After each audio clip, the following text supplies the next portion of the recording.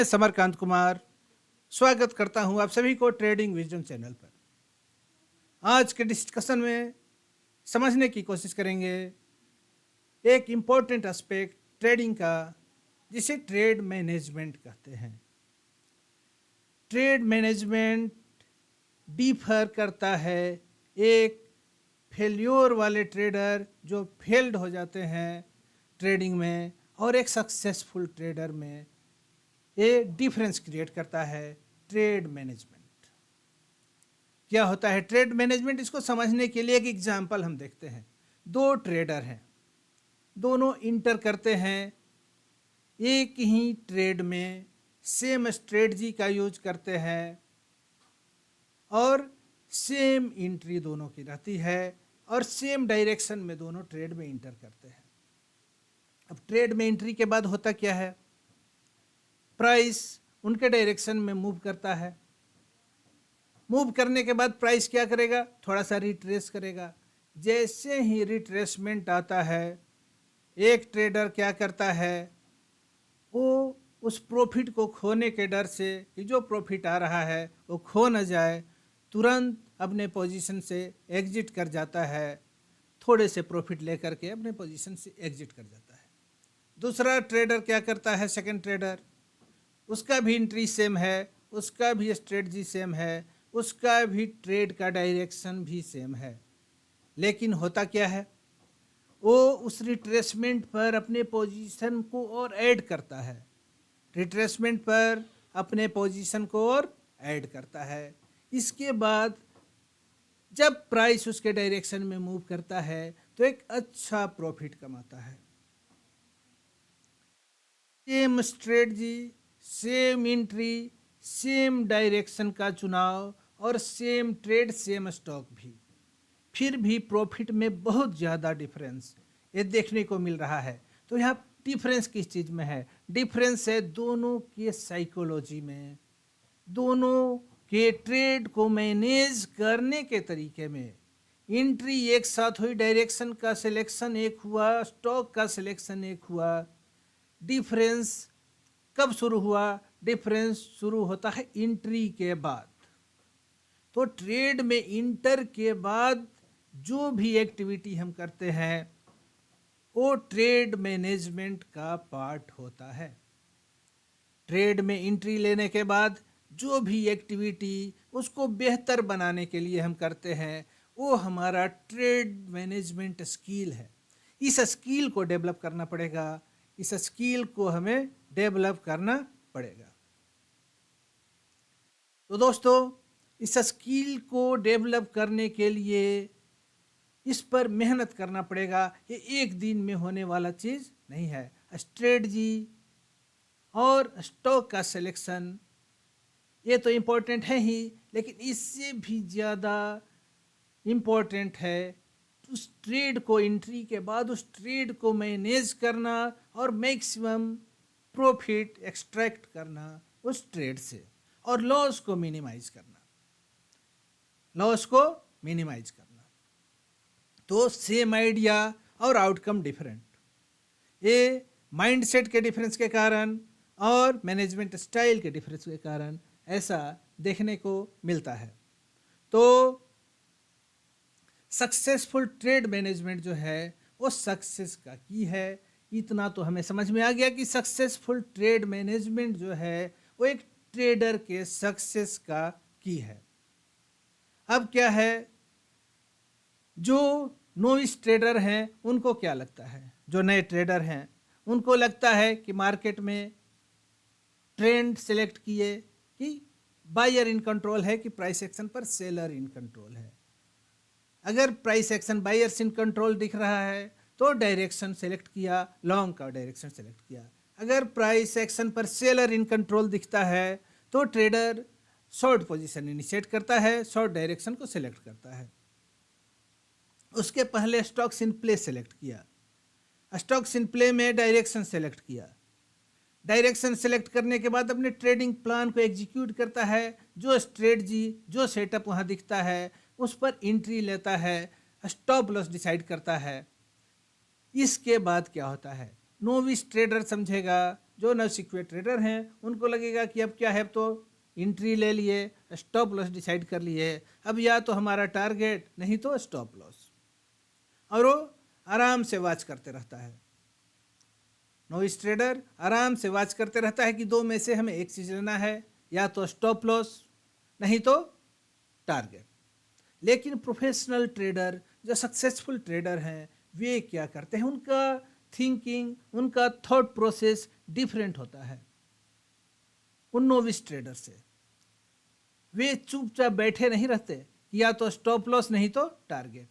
वे अपने ट्रेड को मैनेज करते हैं, क्योंकि जब एंट्री, जिस सिग्नल पर हम एंट्री लिए थे उसके बाद का जो प्राइस एक्शन है, उसके बाद जो कैंडल्स का फॉर्मेशन है उस टाइम फ्रेम में, वो हमें कुछ और इन्फॉर्मेशन, एक्स्ट्रा इन्फॉर्मेशन देता है।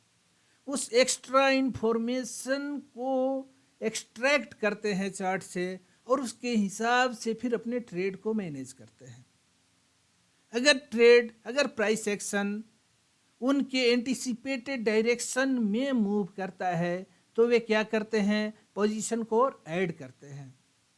शुरुआत छोटे पोजीशन से करते हैं, और जब ट्रेड उनके डायरेक्शन में आगे बढ़ता है तो वे पोजीशन ऐड करते जाते हैं, और इम्पोर्टेंट लेवल पर, रेजिस्टेंस लेवल पर या इम्पोर्टेंट सपोर्ट के लेवल पर, जैसा कंडीशन हो, लॉन्ग पोजीशन हो या शॉर्ट पोजीशन हो, जैसा कंडीशन हो, उस पोजीशन पर जो प्रॉफिट है उसको एक्सट्रैक्ट कर लेते हैं, जो भी पार्शियल प्रॉफिट को एक्सट्रैक्ट कर लेते हैं। क्योंकि जब एक लेवल पर हमारा फर्स्ट टारगेट पर जैसे ही प्राइस एक्शन पहुंचता है, उस फर्स्ट टारगेट पर हमें क्या करना चाहिए, पार्शियल प्रॉफिट ले लेना चाहिए। पार्शियल प्रॉफिट लेंगे, 1/4 या हाफ पोजीशन को उस लेवल पर हम एग्जिट कर देंगे। उसके बाद स्टॉप लॉस को क्या करेंगे, ब्रेक इवन पर ला देंगे। जब ब्रेक इवन पर हमारा स्टॉप लॉस आ गया और हम पार्शियल प्रॉफिट 25% प्रॉफिट, जब हमारा जो भी टारगेट है उसका हम एक्सट्रैक्ट कर लिए, वो प्रॉफिट जब हम ले लिए तो हम ड्राइविंग सीट पर आ गए। तब हम ट्रेड के ड्राइविंग सीट पर आ गए। अब हमारा ट्रेड विदाउट लॉस ट्रेड हो गया। अब इसमें लॉस हमें नहीं हो सकता है, क्योंकि हम प्रॉफिट का एक पार्ट निकाल चुके हैं अपने ट्रेड से, और स्टॉप लॉस हमारा ब्रेक इवन पर है। अगर ट्रेड वहाँ से अगेंस्ट भी जाता है तो हमें लॉस होने की कोई गुंजाइश नहीं है। तो ये टेंशन फ्री ट्रेड हो गया। अब हम अपने ट्रेड के ड्राइविंग सीट पर हैं। ऐसा प्रोफेशनल ट्रेडर्स करते हैं। वे स्टॉप लॉस और टारगेट के चक्कर में नहीं रहते, उसको मैनेज करते हैं। जैसा आगे इंफॉर्मेशन मिलता है, आगे के कैंडल्स जैसा सिग्नल देते हैं, उसको भी यूज करते हैं अपने ट्रेडिंग में। क्योंकि एंट्री के बाद जितने भी कैंडल फॉर्म होंगे सब कुछ न कुछ सिग्नल जनरेट करेंगे। सब कोई भी कैंडल, जैसा कि कहा जाता है कि एवरी कैंडल बॉर्न्स न्यूट्रल, सारे कैंडल न्यूट्रल जन्म लेते हैं। जैसे ही कैंडल का प्राइस एक्शन फिर शुरू होता है, कैंडल का ओपनिंग हुआ, ओपनिंग के बाद बुल्स बियर्स, बायर और सेलर दोनों उस पर अपना प्रेशर क्रिएट करते हैं, दोनों उसको अपने डायरेक्शन में ले जाना चाहते हैं। और जब क्लोजिंग होती है, जब कैंडल की क्लोजिंग होती है तो या तो बुलिश कैंडल बनता है या बीयरिश कैंडल बनता है, या अनडिसाइसिव रह जाता है, जहां ओपन वहीं क्लोज। तो ये अनडिसाइसिव हो गया, दोजी या स्पिनिंग टॉप कैंडल का फॉर्मेशन हो गया।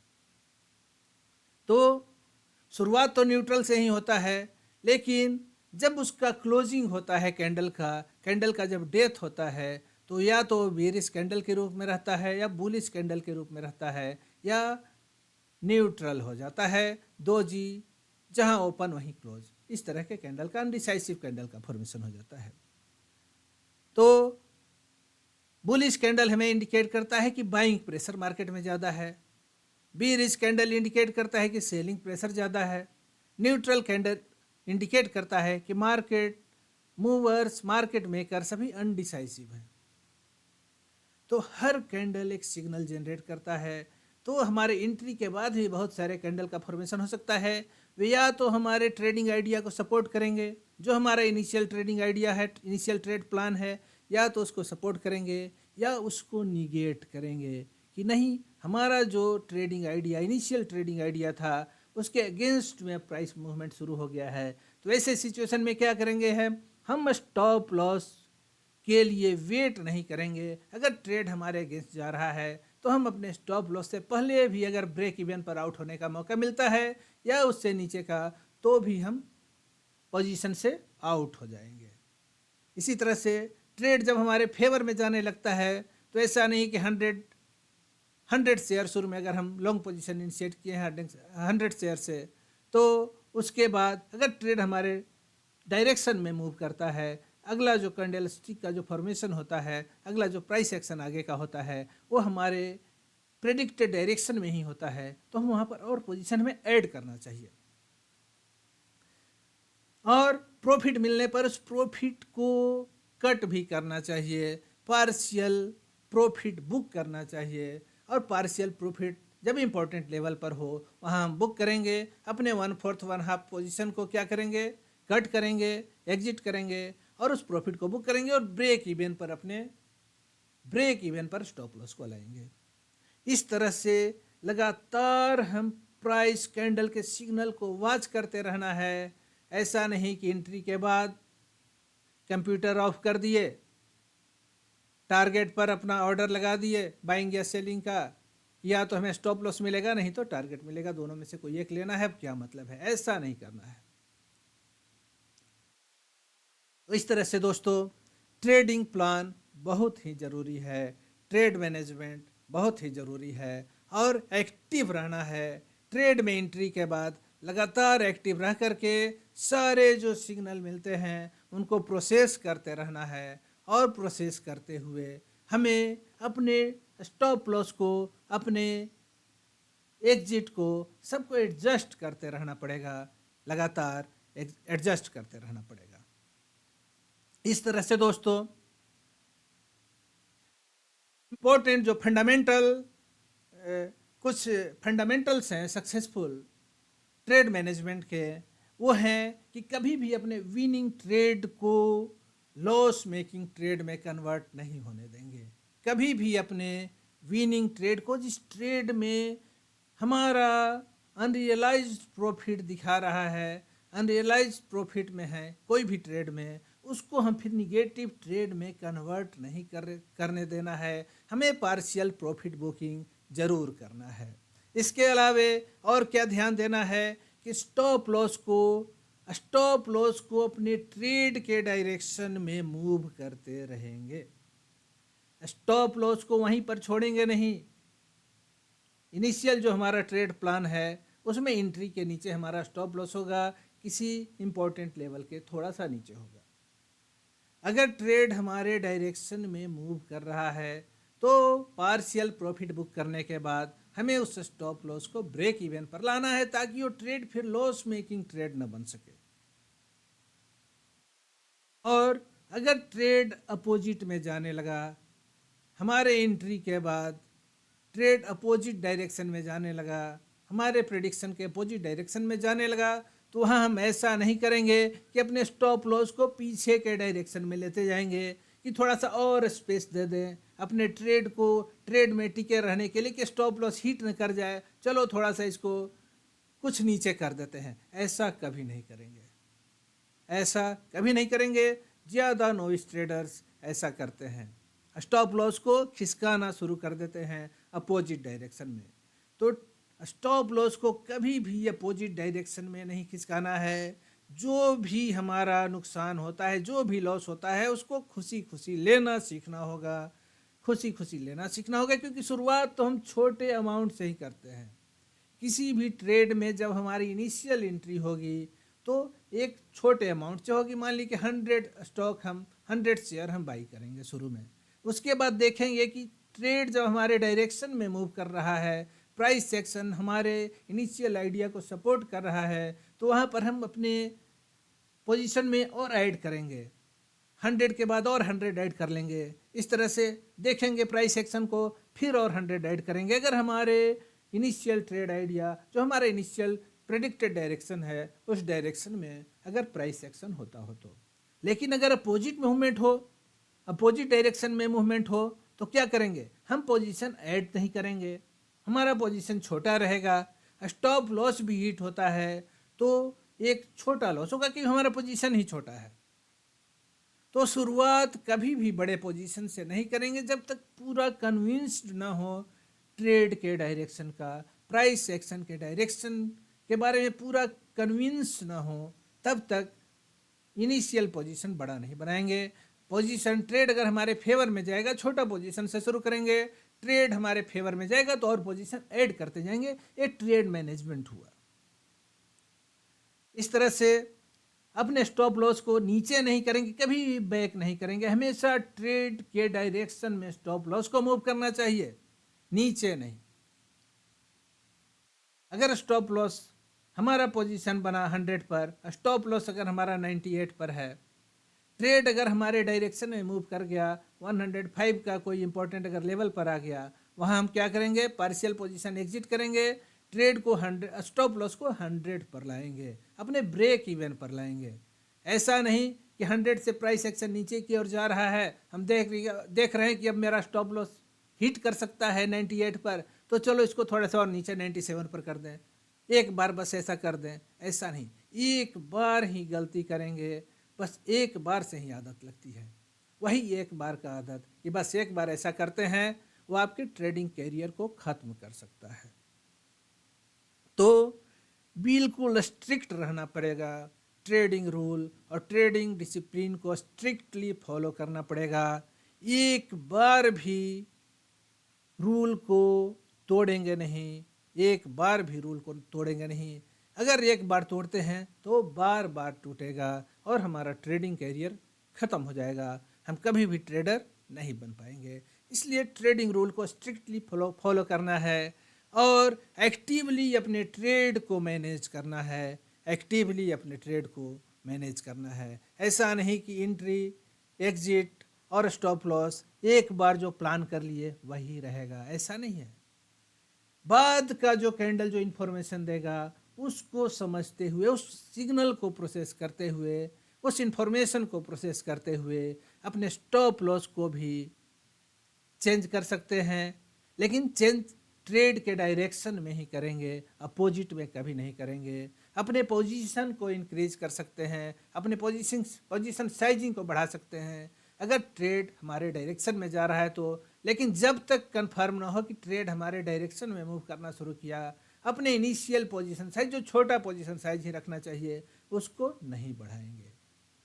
प्रॉफिट में पार्शियल एग्जिट करते रहेंगे, पार्शियल प्रॉफिट बुकिंग करते रहेंगे, एक बार पूरा सेलिंग नहीं करेंगे, एक बार में पूरे पोजीशन से आउट नहीं करेंगे ट्रेड अगर डायरेक्शन में जा रहा है। क्योंकि ट्रेड, ये जो प्राइस एक्शन है, लगातार एक डायरेक्शन में नहीं जाता। ऐसा नहीं कि हम इंटर किए तो उसके बाद प्राइस सीधे हमारे प्रेडिक्टेड डायरेक्शन में ही जाता रहेगा या ऊपर या नीचे, ऐसा पॉसिबल नहीं है। क्योंकि यहाँ स्कैल्पर्स भी हैं, एल्गोरिदम भी हैं जो ट्रेड कर रहे हैं, कंप्यूटराइज एल्गोरिदम हैं जो कंप्यूटर लगातार ट्रेडिंग कर रहा है।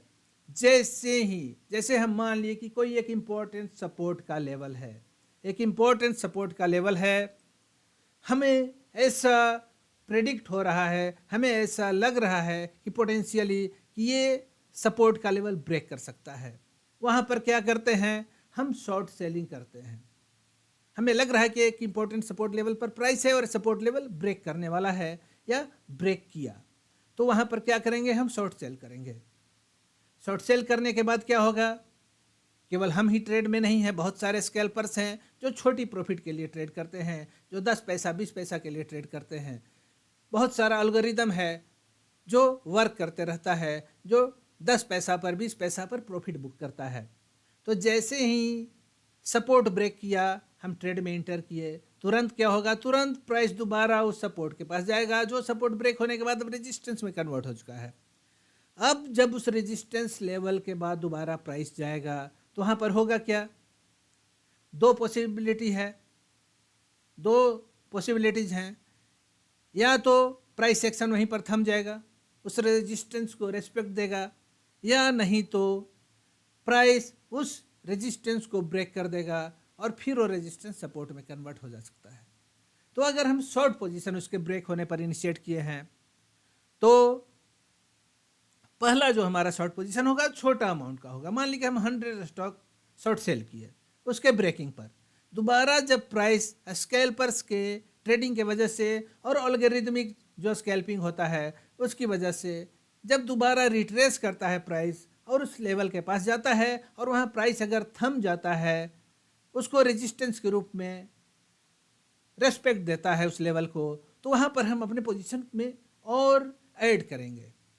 100 शेयर शुरू में शॉर्ट सेल किए, वहाँ पर 100 और शॉर्ट सेल करेंगे। इसके बाद देखेंगे कि ट्रेड हमारे डायरेक्शन में ही मूव करने की गुंजाइश है, तो वहाँ पर अपने पोजीशन को और ऐड करेंगे।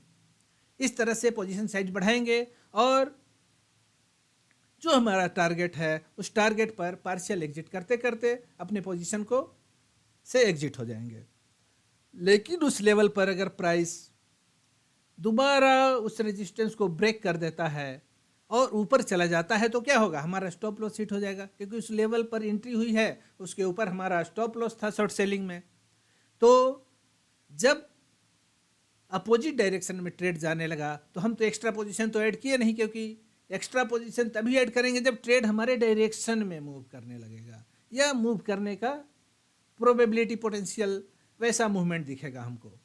लेकिन जब अगेंस्ट में गया तो हम 100 स्टॉक शॉर्ट सेल किए थे, एक छोटा पोजीशन में हम स्टॉप लॉस लेकर के आउट हो जाएंगे, तो लॉस हमारा मिनिमाइज रहेगा, लॉस हमारा छोटा हुआ। अगर स्टॉप लॉस पर हम आउट भी हुए तो छोटे लॉस लेकर के हम आउट हो गए। लेकिन जब प्रॉफिट है तो क्या है, जब ट्रेड हमारे डायरेक्शन में वहाँ मूव कर रहा है, उस रेजिस्टेंस को रिस्पेक्ट दे रहा है, तो हम पोजीशन साइजिंग अपना बढ़ाते जा रहे हैं और इस तरह से एक अच्छा मुनाफा, एक अच्छा प्रॉफिट हम ले रहे हैं। तो इस तरह से ट्रेड मैनेजमेंट जो है, पूरा पोजीशन में एक साथ एंट्री नहीं, थोड़ा थोड़ा करके पोजीशन लेंगे, पोजीशन को इंक्रीज करेंगे, ट्रेड हमारे फेवर में जाता है तो, और अगर अगेंस्ट में जाता है तो छोटे पोजीशन के साथ हम स्टॉप लॉस लेकर के एग्जिट हो जाएंगे।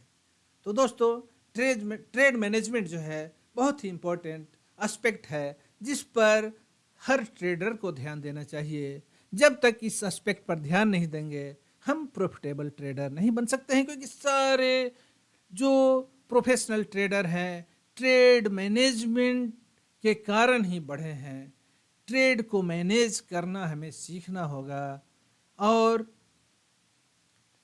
एंट्री के बाद हर सिग्नल को, सारा प्राइस एक्शन को वॉच करते रहना पड़ेगा, समझते रहना पड़ेगा।